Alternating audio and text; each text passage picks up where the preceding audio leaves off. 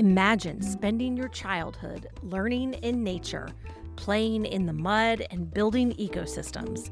And this episode will learn how nature can enhance development and a sense of wonder and joy. Join me as we explore Black Hill Discovery Center. I'm your host, Missy Rentz, and this is the Parks Podcast. I am really excited to welcome Katrina Fauss to the Parks Podcast. Katrina is the principal park naturalist at Black Hill Discovery Center at Montgomery Parks in Montgomery County, Maryland. Katrina, welcome to the Parks Podcast. Thank you, Missy. I'm so excited to be here. I am so excited to talk to you. We met several months ago at a conference, and the work that you're doing there just blew me away. I remember sitting in a session that you presented, and I just was like beaming with excitement. So let's dive in, and we can teach all of the listeners about the amazing work that you are doing. First of all, let's talk about some park stats. Black Hill Discovery Center is located in Montgomery County, Maryland. It is part of the Black Hill Park. The park opened in 1986 and is more than 2,500 acres. Just some field notes for everybody to know. The property has a history of gold mining since the late 1800s, and it's a fascinating story. The mining holes were discovered by George Chadwick when he bought the farm in 1947, and he filled most of those holes in and turned it into a dairy farm. But there is still at least one mining hole there, which is really cool. It's the home to Little Seneca Lake.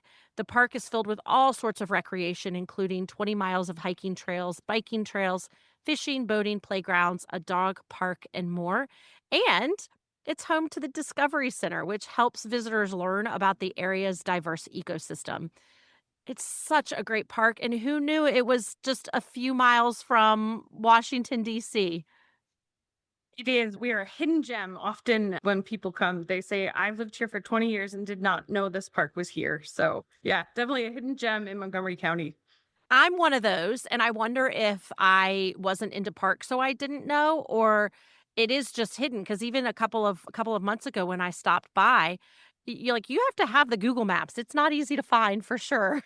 Yeah, we're just off of 270, but I think we're just far enough over that people don't realize Yeah. there's this lake here. Yeah. And you're driving through these like townhome neighborhoods and you think there's a park here, and all of a sudden, boom, there's 2,500 acres of land, which is Yes. Yeah. beautiful. Well, we are Montgomery Park's second largest regional park. So we are, Really? to be You're called a hidden huge. gem, it was fun. Yeah. Okay, so why is the park important? So this park was created in the name of drinking water, if you will. So we have a reservoir called Little Seneca Lake, and the reservoir itself belongs to the Washington Suburban Sanitation Commission, and they created this 505-acre lake as emergency drinking water. So the idea is if our region should have a drought, and it has, it's been used twice, then this would be just enough water to fill in the time period between when they needed it and when they would also release water from Jennings Randolph Reservoir out in Western Maryland and West Virginia, a much larger reservoir. So this water just keeps us with enough water until that water gets downriver. Really important. You don't Yeah, think about that when you're just coming and enjoying the beach or putting a boat on the water. right. So it's about 505 acres. It's 4 billion gallons of water. And it's estimated that is about 3 days of drinking water. Wow, that's impressive. And you're the first regional park I've spoken to, hopefully the first of many. Yay. Why is it so important that counties create these space to protect our lands and water and things like that? Why is that important? I think that county parks are woven into the fabric of our lives, right? When I think back to my history as a park goer, it's early things like the parks near my house. And that's what our county parks are. We are part of people's everyday life. And that's what makes them special. And that's what makes them important to people. So we manage over 416 parks. We manage over 38,000 acres of our county. And so we've got Wow. teeny tiny parks that are your neighborhood playground. We manage a lot of stream valley and protect a lot of streams. So the water protection we provide. Mm. And then we have these large expanses of wilderness, as wild as you could be, and right outside of DC. We're the second largest. Our sister park across 270 is Little Bennett, and that's over 3,500 acres. some of the most wild land in Montgomery County. So there's those big things, but there are also the parks that people are walking every day. These are the places you take your dog. They're the places you take your celebrations of life. Can't tell you how many weddings we've witnessed, how many memorials of life, of people celebrating people's life, of graduation parties, of just joy, but also finding nature. And in COVID, it was never more obvious how important we were to people when we were trying to figure out how to get through COVID, but you drive into the park and there were just people 6 feet apart everywhere in the park. This was very clearly an important part of their life. Yeah. So And sometimes I think when I say the parks podcast, I think people think of the big national parks. And it is that. And it is also just being outside. And sometimes that's just a city block where you can be with trees and hear birds and climb on a playground. And those are really important moments for us as well. right, they're so important. One of our parks nearby that I like to do some programming in is Germantown Town Center Park. And it's right outside the library in Germantown. And Germantown's a pretty urban area. And this park protects wetlands. It was built around a wetland and it does a cool job of it in an artistic way. And it serves this community in the middle of this like suburban urban area. Yeah. And it's a tiny bit of wild. So those are Yeah. the things that I think county park systems give to people in a different way than, say, national and state parks, which are also super important. I am guilty of oftentimes seeing a park and going, oh, that park is there for the soccer fields or whatever the case may be. And then when I dig deeper, like with your park, and I learn all that it does, most of the time, I don't want to diminish that a soccer field is very important too. Right. It serves a huge purpose for a community and for health and all of that stuff. Yet, so many of these parks are meant to do things that benefit us in other ways, like the water or making sure we have oxygen because we have our natural habitat or protecting species of animals that are endangered in our communities. And we keep pushing out because we're putting in big highways and whatnot. Like a lot of times our land comes from developments, right? So there we protect a portion of the water or something like that as urban or suburban expansion happens Yeah. in neat areas and stuff. So there's important work that we do as a county park system that Yeah. Yeah. you probably don't even see if you're here for a picnic. No, definitely not. So I met you at the Maryland Outdoor Recreation Conference, and I often think about the benefits people gain from being outside and being in parks. In just my own world, obviously, it was a key reason why I started the Parks podcast is to help educate people on why our outdoor spaces are there and how do we use them. But you introduced me to this whole new concept in outdoor space, which is educational programs. And I was a kid that played outside, but when I think about having my preschool be outside, like that's game changing for development. And I just wonder how that changes someone in their future to have such a great connection with nature to be their entry to life.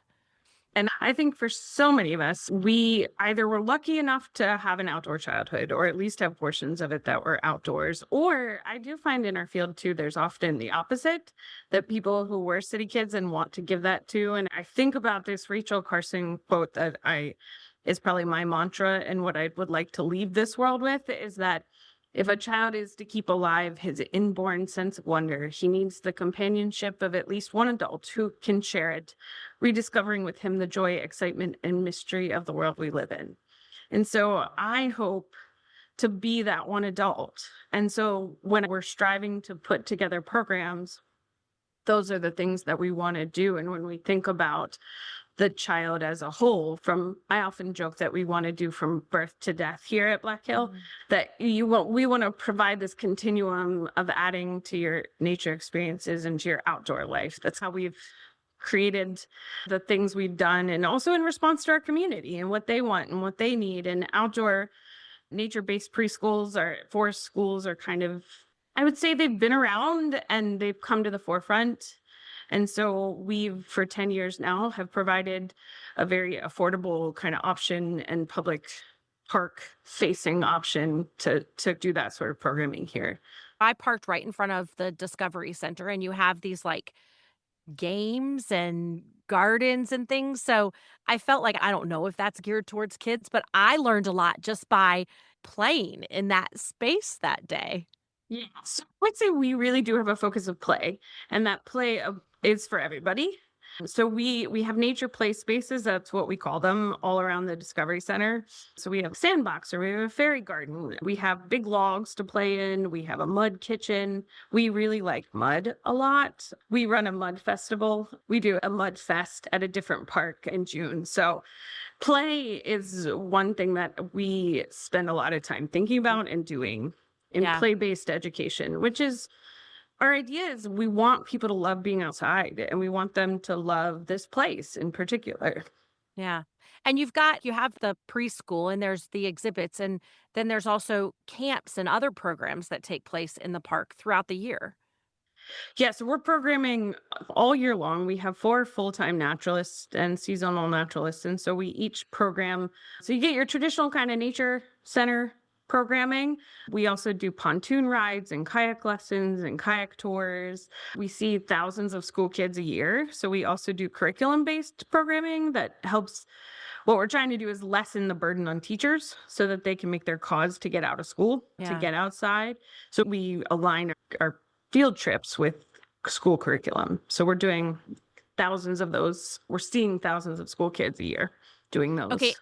And so we've just talked about kids, but you talked about from birth to death as the park. There's also education for those of us who aren't children. Yes, absolutely. So we really do. So we also have, and we as a county have a goal to provide adult education as well. So we do van trips that go to other parks. We also do, I, we do some silly play-based programming for adults, which I want to up a little bit. We did a witchy paddle this fall, and I had an adult come up and be like, thank you for asking adults to play. And I was like, I love oh, that. you've just given me a new cause in life. Well, I have to tell you, so I when I came, I went on a hike and I was hiking by the school and you spotted me and said, "Hey kids, say hi to Missy." And in unison, these I don't know, it felt like it was a million kids, but I'm sure it wasn't a million kids. They all go, "Hi, Missy." And it made my day to have these kids interact with me in such a simple, fun way, and just their joy was just so contagious, and it lived with me for the entire day. Oh, I'm so glad. So I think what that speaks to is that they have ownership over this place. Like they are such when we do have visitors to our program, they're the most welcoming kids of, hey, come see this and come see my special place. And that's what we want. I want them to look back on their childhood and be like, I went to school at Black Hill. Was my school, not just a park I visit, but this was my school. This was a place I loved. And I think that when I see them do that for people, they Yeah. surprise me all the time. But when I see them be so welcoming to other people, I think it's because they feel at home here. Yeah, I can see that. That's not something that's usually in curriculum, so it's a benefit that people get.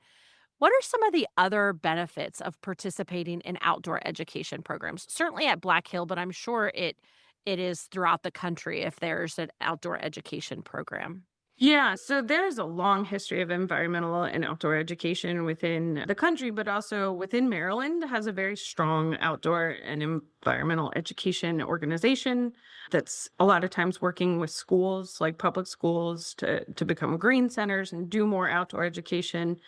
The benefits are so many that I did poll my coworkers to see what they thought as well. Yeah. Good. So the things that came up, we talked about the health connections of just feeling good, of being able to get outside and walk in the fresh air and stuff.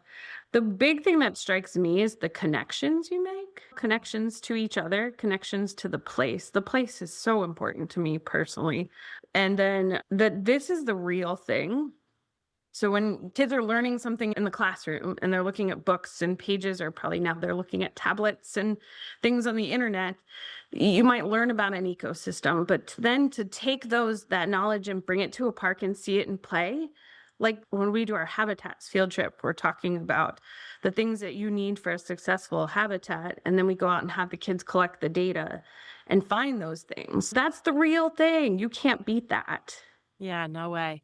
No, I was at a park recently speaking to a ranger and they talk about the curiosity that that nature sparks in kids, but also in adults and how once you get in there and your sympathetic and parasympathetic nervous systems start to regulate and go, "Oh yeah, okay, I'm in nature. My body knows how to be in nature."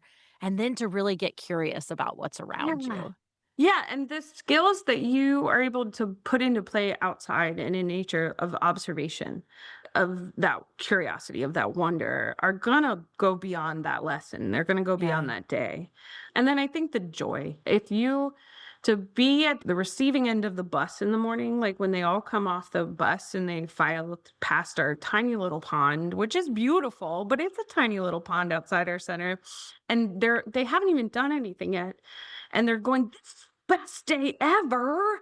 First of all, it's a lot of high expectations, but they did was step off the bus. How Yeah. beautiful of a day are we going to have if that's how we're starting? We That could all just probably learn from that. This is the best. Tomorrow morning, I'm gonna wake up and this is the best day ever. and it's just because they see nature. They drove this long Oh, drive of trees into the center. There's a lake in front of them. And so these kids, these first and second and third graders, know that this is a special place and know that mm, there's something great coming.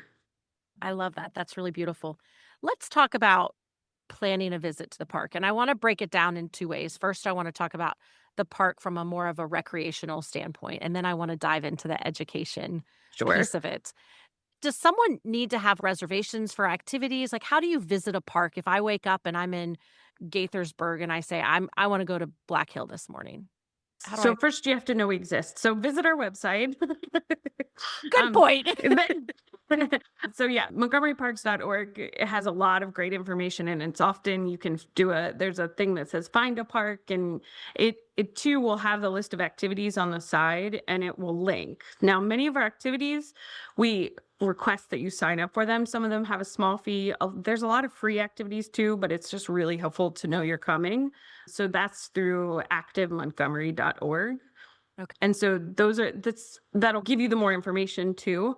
And it'll give you a calendar of events. You can create your own guide where you can choose what filters you're looking for. And lots of programs you probably don't even know we do Yeah. will be found on there. And then if you're coming for, say, you wanting to picnic or boat, then picnic pavilions are also reservable on our website. So I'd say start with just a quick dive into the website. And then I would say stop at the Discovery Center first, even if we're not open. We're open Friday through Sunday, but we have maps. We have information on the outside of the building as well. So you can Yeah. grab a map if you didn't download the GIS program or do the map online. Yeah. And there's lots of hiking trails or the water or relaxing on the beach. And it can be just as much as just show up. Yeah, Just come. it really is. I was going to say that's partly why I was joking about just find us first. Because if you just come, you'll find things to You'll do. find yes, Um, absolutely. if you come to the Discovery Center, that's a trailhead, or if you just follow signs in the park, if you go to the boat ramp, there's trailheads there. You can I find, and this is honestly one of my favorite things to do in parks, people come and they just sit. Just sitting near water Yeah. is a pastime here. You see people with their camp chairs, or they'll use a bench and they'll just sit. So just Yeah. sitting is a great park Yes. activity. Yes, I agree. And then there's the water side. And okay, I went across, I would say it was a bridge. And there was this like bank of kayaks. Is it something where people like rent a place so they can store their kayak there? Is that what that is? Yeah, so they're called mooring sites and you can rent those. So you can keep your boat here when the lake is open for Okay. boating. And Okay. that's a great service in a community that has small space living. Heck yeah. Yeah. If you can't keep it in a lot of those DC apartments, keep a kayak. Are there ways to rent equipment if you don't So we already own do, it? yes. So Thursday, usually, and I would say I don't know what their hours for this summer will be, but usually Thursday through Sunday, Memorial Day to Labor Day, our boat rental is open. And they rent kayaks and paddle boards and rowboats and canoes. And we've talked about hiking, we've talked about sitting, we've talked about the boating and the beach. What else can people do when they come to the park? Sure. So this is a great fishing lake. People love fishing here. It's actually a trophy bass area, so it has special regulations. But you just need, if you're over 16, you need a Maryland fishing license. Is all you need, and then your own equipment. We do offer fishing programs. So you can sign up for that if you don't have your own equipment, just want to give fishing a try. And the other thing I loved is that you encourage bird watching, and that's Mhm. something, like, I don't know anything other than what a cardinal looks like, but there are spaces, and I went in this, like, little pavilion where you had pictures of the birds, and you look out the little window, and you can witness what's going on, and so I also think the wildlife, you think maybe there's not wildlife so close to DC, but there's a lot of wildlife in the So park. much. Yeah, so we're known for a pretty good spot for winter waterfowl. So we get a lot of birders in winter. We also have a nesting pair of eagles. So she's currently sitting on the nest. We think Ah. maybe there could be babies. Are you one of the parks that has a camera on it or No, it's yes? they move it around a bit, and so it's mostly been on Okay, private property that's just adjacent to the lake, okay. but we have a Oh, that's naturalist pretty here cool. that keeps track of them. Oh, that's pretty cool. That's neat to see. If you come to the park, can you see where it is? Can you tell where it is? So yes, so if you go off of 121 is Clarksburg Road, so it's a different part of the park. So not to the Discovery Center, you can't see it directly. It's you can see it, but if you go Yeah, on 121, you can see that's the cool. nest from there. Oh, that's so cool. That's It's really so neat. fun. I this morning I got out of my car and the eagle did a flyby.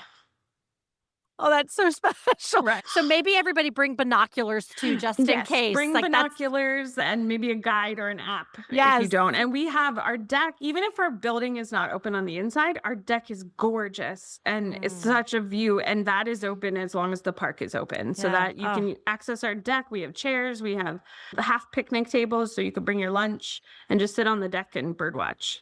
I love it. Okay, so now let's talk about the school and Discovery Center. What is the best way to learn about what is available? For our public programs, Active Montgomery that I talked about earlier, so that you can find all of our public programs on there. If you're in the park, we do have a paper calendar. We like to go a little bit old school. You can just pick that up from us as well. If you're a school group wanting to book, we have a reservation with our administrative assistant does our reservations. Those I will say book up very fast. So we're already booked Yeah. for the spring. We'll start very soon, probably next week, start seeing school groups and we will be booked until June. We She has dates that she opens those up, so she just takes them in Okay. order of people. Blackhillnature at montgomeryparks.org is our email address.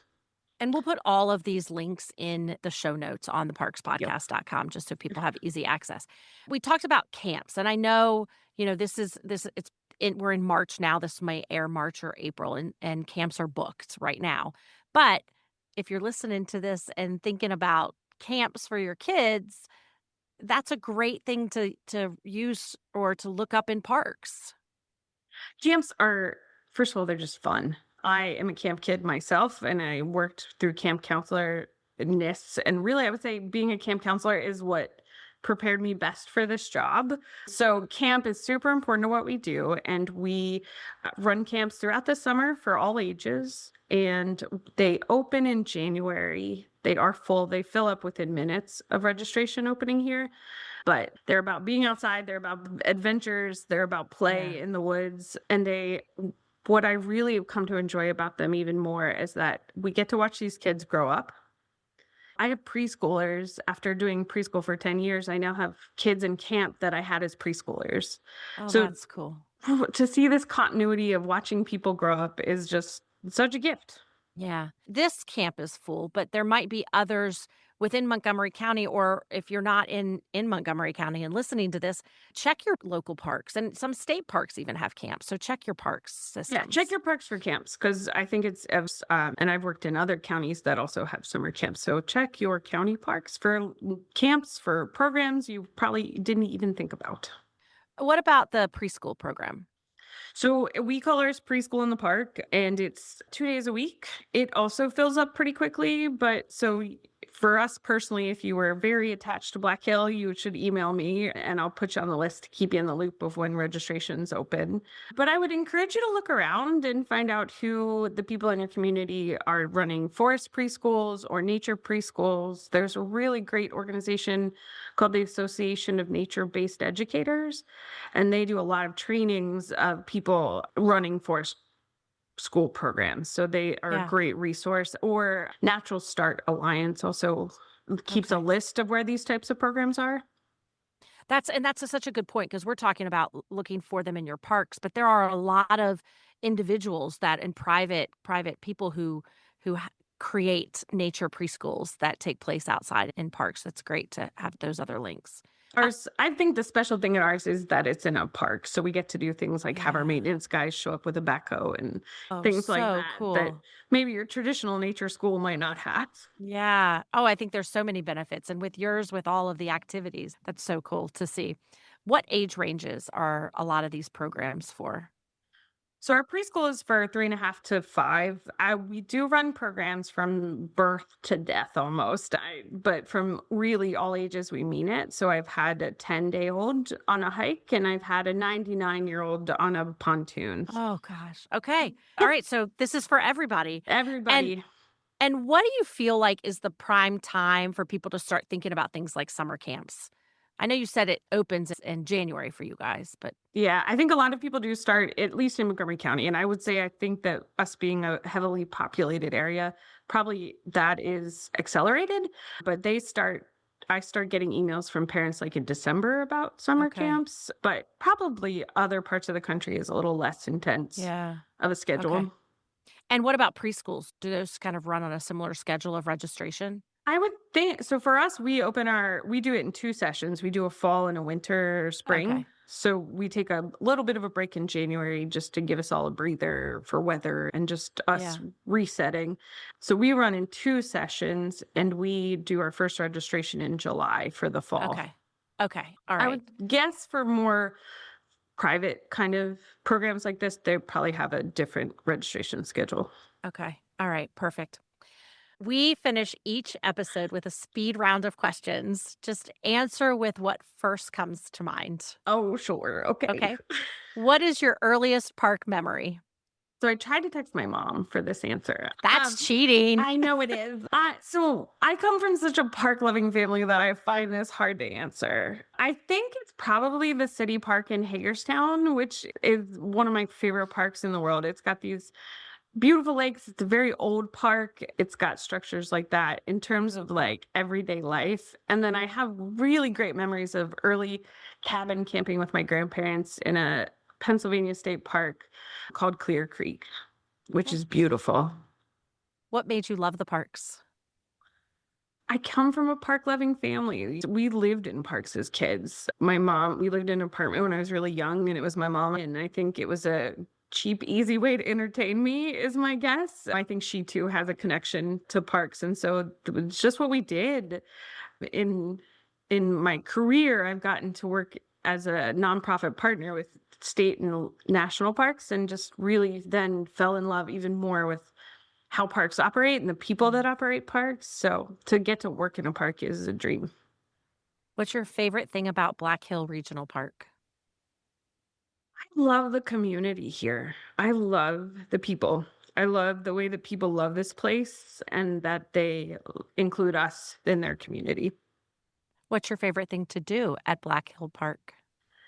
Oh, I think play in the woods. I love taking kids to play in the woods. What park have you yet to visit, but it's on your bucket list and why? So this is a little bit of a cheater answer. I have a goal to try and visit every Maryland state park. I have a lot more to go. I'm maybe halfway through. So Okay. all of Maryland state parks. What are three must haves you pack for a park visit? I always have a pack, like a backpack with me, a bottle of water.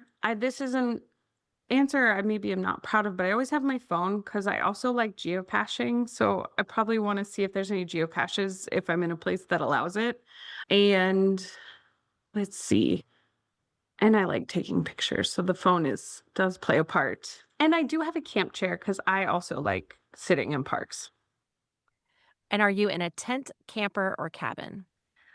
My soul's in a tent, my body's in a cabin. Are you hiking with or without trekking poles? So you, when we met at the outdoor summit, told me that this is a thing. I do have trekking poles. I probably have my walking stick, but Okay. in the car, I do have a set of trekking poles, and I just appreciate any way people get outside. And what is your favorite trail snack? A pepperoni sandwich. What is your best animal sighting? I once was kayaking and had fledgling barred owls appear. And then I thought there were two of them. And when all of a sudden an owl pellet came down through the trees and landed on my arm in my boat. So there was a fledgling owl above me and had thrown up an owl pellet. And that it was magical. It was magical. Wow. That's so cool. What is your favorite sound in the park? Children laughing. And what is the greatest gift that parks give to us? Connections. So connections to people, connections to the place. It's about connections and community. Katrina, I am so grateful to you for joining me today, for teaching us about what you have going on at your park, but also just opening up the world of education and development in nature is just a beautiful thing. So thank you very much for taking the time. Thank you for the opportunity. This was full of joy and wonder, just like how we met. Yay! Thanks for listening to this episode. Until next time, we'll see you in the parks. Thanks for listening. If you enjoyed today's episode, please be sure to like and share on your favorite podcast platform. Music for the Parks podcast is performed and produced by Porter Hardy. For more information, please follow us at The Parks Podcast or visit our website at theparkspodcast.com.